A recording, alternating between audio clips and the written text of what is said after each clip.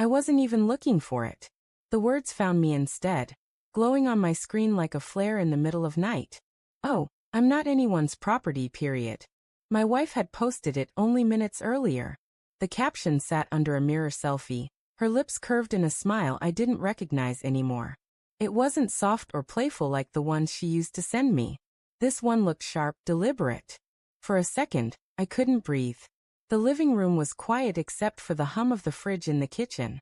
My coffee sat cooling on the table, forgotten, as I read the post again and again. My first thought was confusion. Why would she write something like that? Why now? But underneath that confusion, something darker stirred, something I didn't want to name. Looking back, the signs were all there. I'd just chosen to swallow them down, convincing myself it was stress or bad timing, or that I was imagining things. She'd started staying out later. Girls' nights that stretched until 2 a.m. Her phone flipped face down on the counter. That guarded look in her eyes when I asked a simple question like, "Who was that?" And the perfume. Always the perfume. She came home carrying scents that didn't belong to her, as if someone else's cologne had brushed against her skin. I pressed my face into her hair and tell myself I was wrong, because admitting the truth would mean admitting the life we built together was crumbling. When she came home that evening, I asked about the post. My voice was calm, too calm, like I was trying to convince both of us nothing was wrong. She tossed her bag onto the couch, her heels clicking against the floor. "It's just a post," she said, rolling her eyes. "Why are you taking it so seriously?" I showed her the screen. "This doesn't sound like you. What are you trying to say?" Her smile tightened. "It's called self-expression, Daniel. Not everything I post is about you." The way she said about you, like I was already some outdated chapter in her story, cut deeper than the words themselves. That night, I couldn't sleep. I lay awake listening to her steady breathing beside me, wondering how much of it was real. Was she dreaming about me, or about someone else? In the silence, memories played like old film reels. The day I proposed, her laughter spilling into the air as I knelt in the grass. The long road trips with the windows down, her hand outstretched into the wind. The nights she'd fall asleep on my chest, whispering, "You're my home." When did I stop being her home?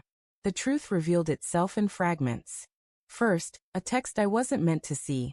Her phone lighting up while she showered. Just a first name, no last. "Can't wait to see you again." Then the way she guarded her phone like it contained nuclear codes.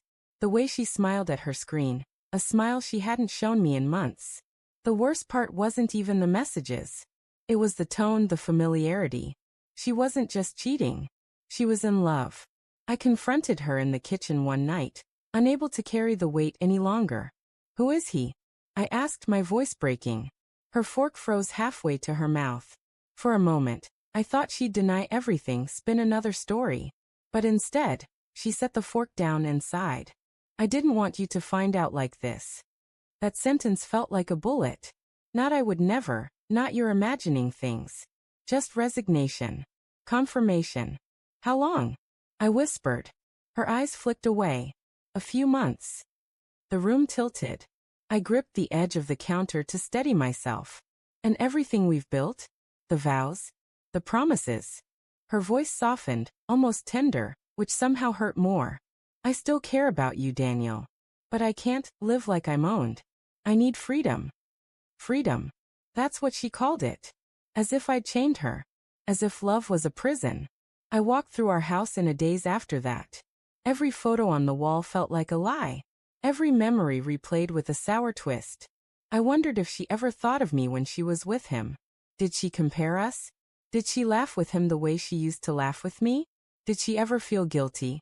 But the cruelest thought of all was this. Maybe she was happier now. Maybe I was just the anchor she'd finally cut loose. A week later, I received an envelope in the mail. No return address. Inside was a photo. Her, my wife, walking hand in hand with a man I'd never seen before. His face blurred by motion, but hers crystal clear, lit with joy. On the back scrawled in unfamiliar handwriting. "You deserve the truth." I don't know who sent it. Maybe it was him, marking his territory. Maybe it was someone else who'd seen enough. But as I held that photo, I realized something chilling. It wasn't just her betrayal that haunted me. It was the fact that someone out there knew. Someone was watching, waiting, pulling strings in the shadows. Her betrayal wasn't just ours anymore. It was public, exposed, a secret no longer contained. And as I stared at the photo, one thought echoed in my head, louder than the heartbreak, louder than the anger. I've lost her, but I'm not the only one watching.